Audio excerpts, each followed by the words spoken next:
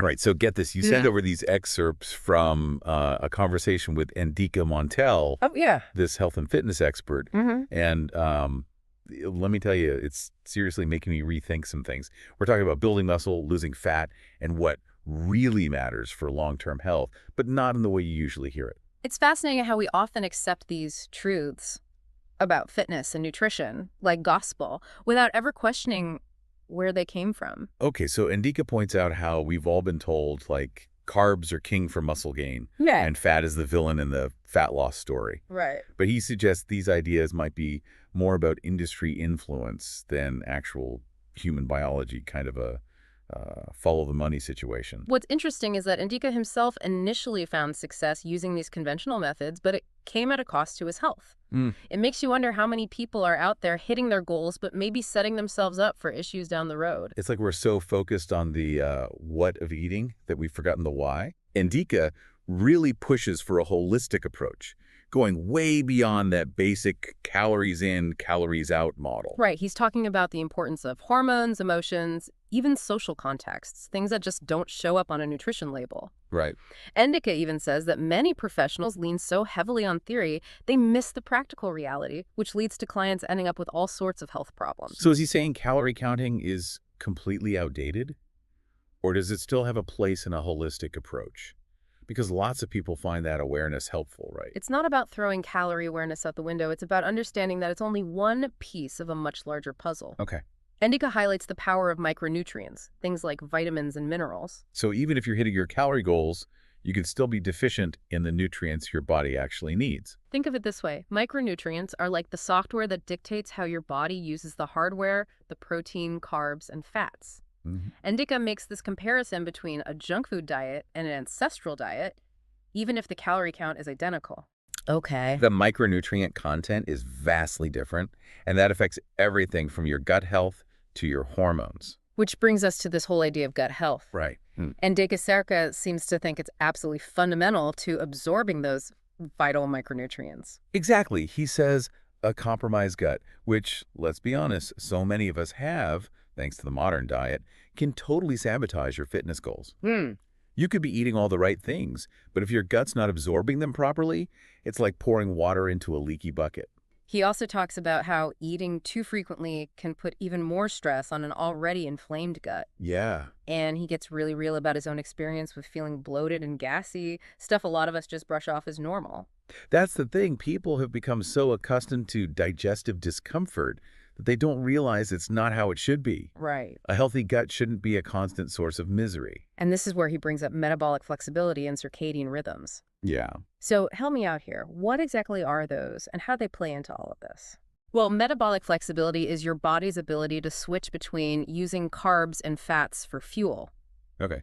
Ideally, you want to be able to burn both efficiently, not just rely on carbs all the time. So instead of constantly needing to refuel with carbs, your body becomes good at tapping into fat stores for energy. Exactly. And this is where circadian rhythms come in. Those are your body's internal clock, governing your sleep-wake cycles and hormonal processes. Right. They heavily influence when your body is primed to use certain fuel sources like carbs for energy during active periods or fat for fuel during rest.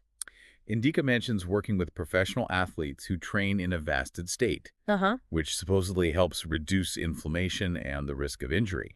There's a growing body of evidence to support this. Wow. Strategically aligning your eating with your circadian rhythm, like training in a fasted state when your body is naturally burning fat, can lead to better performance and recovery. Yeah. And it's not just for elite athletes. This is something everyone can benefit from. This is making me rethink my entire approach. So Endika is basically saying we need to become way more tuned to our body signals. He believes the gut is the best food test because it becomes incredibly sensitive to foods that don't agree with you, especially once it's healthy. He actually uses this great analogy. He says it's like a car windshield. Oh, I like that. When it's clean, even the smallest speck stands out. It's such a good way to visualize how a healthy gut becomes more discerning. And this leads us to the role of the ketogenic diet and fasting. Endika sees the ketogenic diet and fasting not just as tools for weight loss, but as ways to become more self-aware and really understand how your own body works. So it's not about deprivation or following some strict dogma. Right. It's about using these approaches to kind of reset your system. and reconnect with those natural signals of hunger and fullness. He talks about how these methods can help you figure out which foods you might be sensitive to, things you might be eating all the time that are actually contributing to inflammation or digestive issues. It's interesting because he seems hesitant to label diets at all. Instead, he talks about this idea of human design eating, which, I gotta admit, sounds a little out there. It's about ditching the generic diets and embracing the fact that we're all unique. Hmm. What works for one person might not work for another. Right. Maybe you thrive on more fat or your gut handles carbs differently. Yeah. Indica is all about personalized nutrition, figuring out what works best for your individual biology. You know, I've tried so many different diets over the years, and I always end up feeling like I'm either on the wagon or off the wagon. Right. This idea of moving away from those restrictive all-or-nothing approaches is really appealing. Indica is big on the mental and emotional side of things, too. Okay. He talks about how constantly restricting yourself can lead to this negative self-talk and feeling like a failure. I can definitely relate to that. Yeah. It's like you set yourself up for a constant battle with food, which is exhausting. Yeah. Indika actually opens up about his own struggles with restrictive eating and how it contributed to his health problems. It makes his message even more powerful because you realize he's been there, he gets it. That vulnerability is so refreshing. Yeah. It makes me wonder, though, about those who find structure and rules helpful. How do you balance that need for guidelines with this more intuitive approach? It's not about throwing out all structure. It's about finding a framework that supports your individual needs and promotes a healthy relationship with food. Okay. It's a process, and it takes time to develop that self-awareness and trust in your body's signals. He seems to be saying it's okay to make mistakes, to course correct, and to continuously evolve your understanding of what works best for you. Absolutely. It's a journey, not a destination. Yeah. And it's different for everyone. So are we saying there's no such thing as good foods and bad foods? That seems a little extreme, doesn't it? It's not about labeling foods as inherently good or bad. It's about understanding how they impact your body, how they make you feel. Okay. Maybe you notice you feel sluggish after eating a certain food, or maybe you get a burst of energy from another. Paying attention to those individual responses is key. It's like he's giving us permission to ditch the rule book and tune in to what our bodies are telling us. Exactly. It's a pretty radical concept when you think about how much we're bombarded with messages about what we should and shouldn't be eating. It's about reclaiming your power, becoming an active participant in your own health and well-being, rather than blindly following someone else's rules. This is seriously making me rethink my whole approach to food and fitness. I know, right? What's resonating most with you? For me, it's the emphasis on self-experimentation and finding what truly works for you. Andika's journey is a testament to that. Yeah. He's tried all sorts of approaches and is constantly evolving his understanding. It's like he's encouraging us to become our own personal scientists, gathering data through trial and error and constantly refining our approach. Exactly. But if instead of searching for the perfect diet, we focused on building a sustainable relationship with food, one that's based on enjoyment and nourishment rather than restriction and guilt. And what if, instead of punishing ourselves for slip-ups, we approach them with curiosity and compassion, using them as opportunities to learn and grow? That's what real transformation looks like. It's funny how we always seem to be looking for that one perfect solution, the magic bullet that will solve all our health and fitness problems. The quick fix. Yeah, the easy answer. But Indika's saying the answers aren't out there somewhere. They're within us. Right. We have to learn to tune into our body's own wisdom and trust our intuition.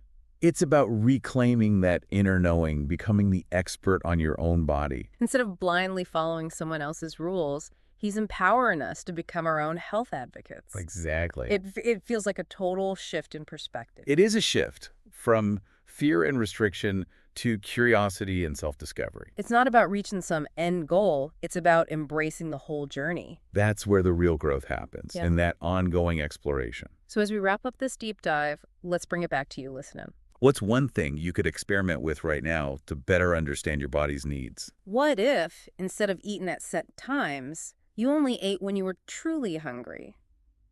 Really tuning into those physical cues. Or maybe you try a new type of movement, something you've always been curious about.